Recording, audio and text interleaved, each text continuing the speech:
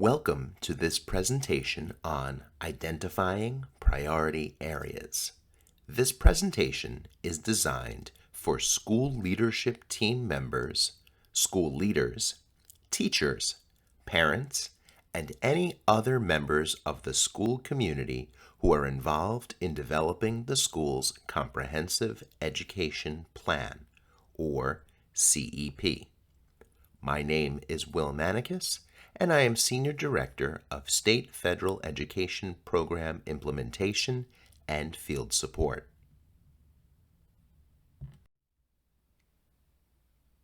Let's take a look at our objectives for this module. We will discuss how the Chancellor's 5 priorities fit into the overall Comprehensive Education Plan development process. Then, we'll review our framework for continuous improvement through the Plan, Do, Study, Act, or PDSA cycle. Finally, we'll develop a shared understanding of the vision, which is set by the Chancellor's 5 priorities, the framework, which is the PDSA cycle, and the process for educational planning, which is described by the steps in our CEP. Chancellor David C. Banks has shared the 5 system-wide priorities for New York City Public Schools, and these ideas are at the core of the work all schools do. The first is ensuring all students learn to read well. We must foster a system-wide culture of literacy to achieve higher levels of proficiency for our students. The second is that all students are physically and emotionally safe.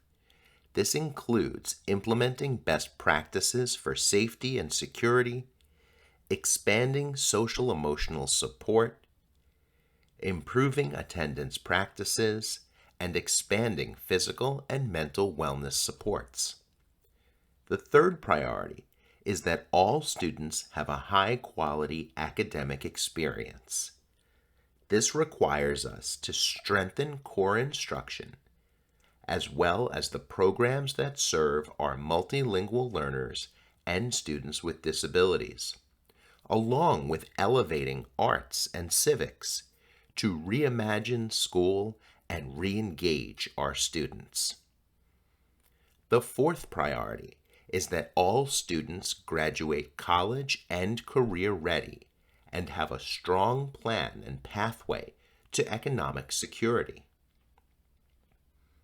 For our high school students, this means expanding career pathways and college and career advising, as well as providing opportunities to earn college credit and industry credentials.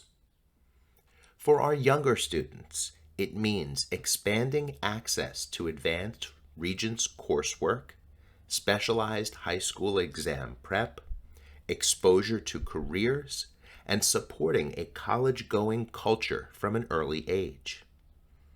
The fifth priority is redesigning the system to be more inclusive and responsive for parents and families, including having more families choose New York City Public Schools. This speaks to deeply engaging with families to better understand their needs, building community trust, bolstering engagement, improving language access, and ultimately increasing family engagement and participation. These 5 priorities set the vision for New York City Public Schools. All of this work requires authentic engagement from the very beginning, and there's no better way to engage families and your school leadership team in the CEP development process than to seek their thoughts, ideas, and opinions as you begin developing the 2023-24 CEP. Your school community's thoughts and ideas around each of the 5 priorities will live in your CEP.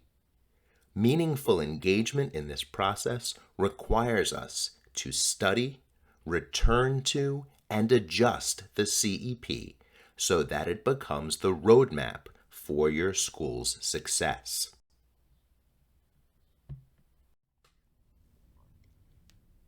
As you begin the educational planning process, you may ask, how do the 5 priorities support educational planning? When we talk about the work that happens in schools each day, in plain language, these priorities are continually surfaced during authentic conversations about school progress. They support the education planning process by clearly identifying focus areas for the entire school community and increasing transparency. They also help bring not only the entire school community together, but our entire system together in support of common, well-known priorities, and they help direct support and supplemental resources to where they are needed most.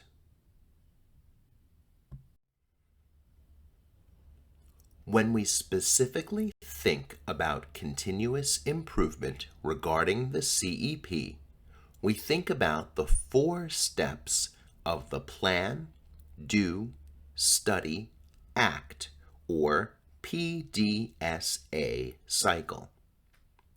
First, we plan. What are we trying to improve, and what strategies will we choose?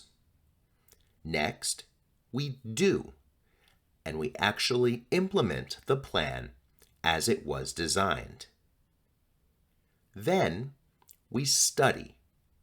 How well are we doing?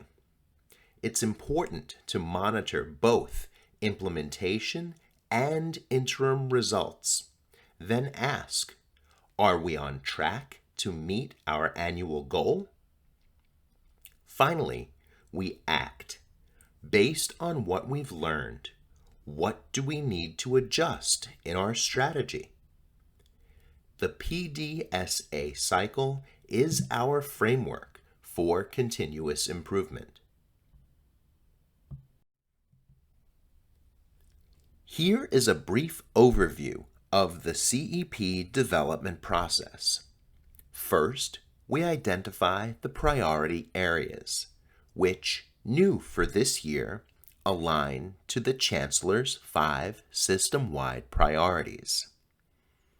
Unlike previous years, where elementary and middle schools responded to different areas of concentration from high schools, this year, all schools will engage in educational planning aligned to the same system-wide priorities.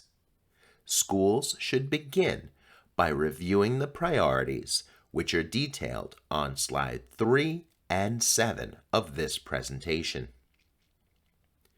The iPlan portal, which can be accessed at iplanportal.com, is the collaborative online platform for education planning, and it automatically displays the priorities.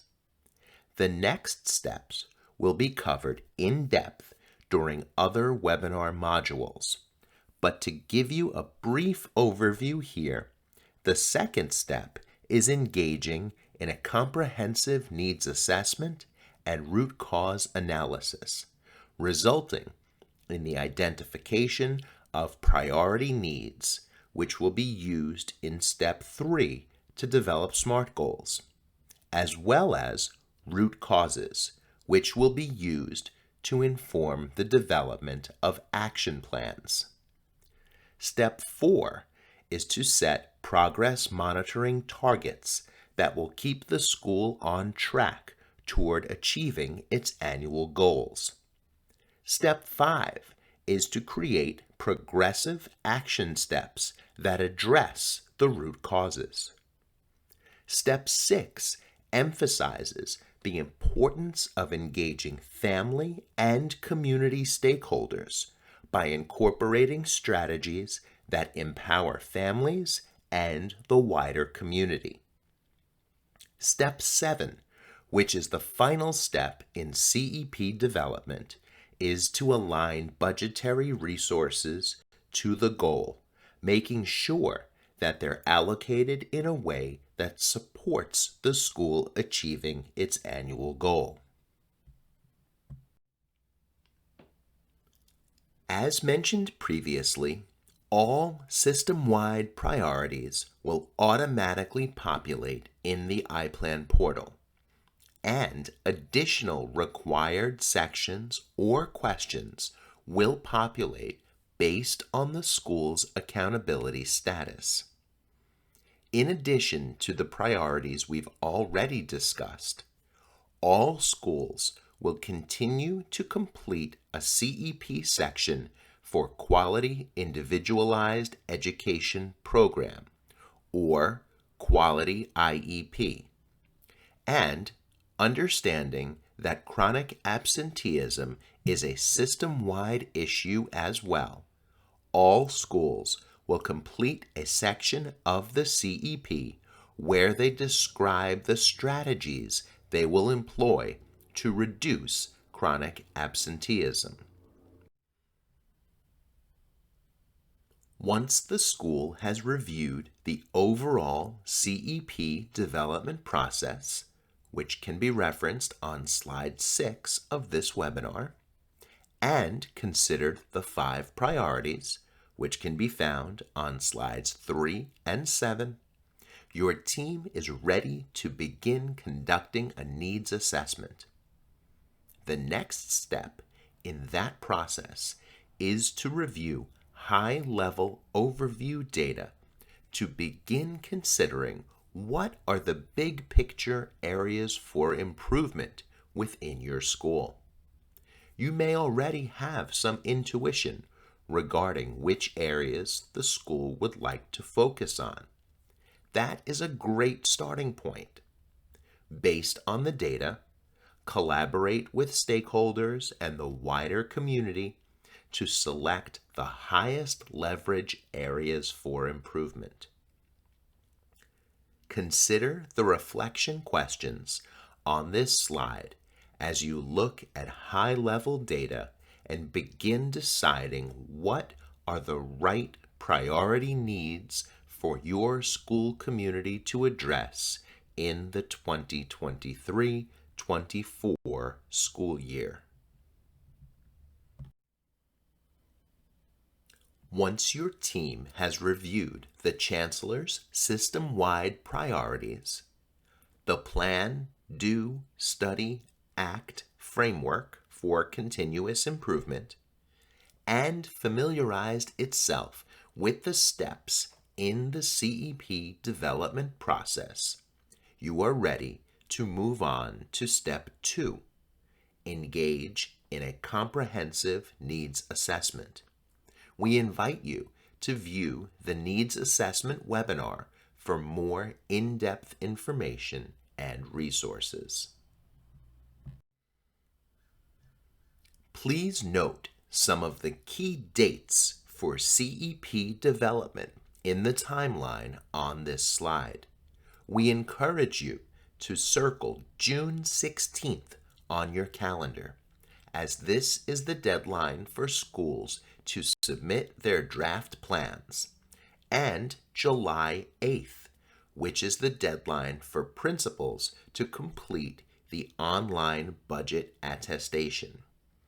Schools will receive feedback over the summer and finalize their plans in the fall.